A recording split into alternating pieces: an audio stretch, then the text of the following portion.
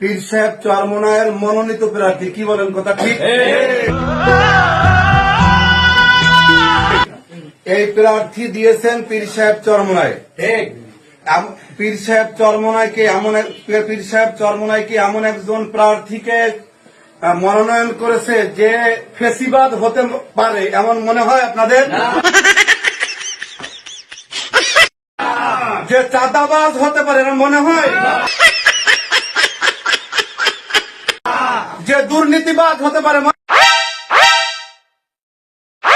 হয়? যে ঋণ খিলাপি হতে পারে মনে হয়? অতএব যারা আমাদের ইসলামী আন্দোলন প্রার্থীকে, পীর সাহেব চরমোনায়ের ঘোষিত প্রার্থীকে বারংবার ফেসিবাদ মনে করছেন, Oh my God, what the fuck? চাঁদাবাজ মনে করছেন, দুর্নীতিবাজ মনে করছেন, লুটপাট মনে করছেন, তাহলে আমার অধিকার আছে। আমি সবাইকে ভদ্র ভাষায় সাবধান করে দিতে চাই। পীর সাহেব চরমোনায় বোকানাথ, সে কোনো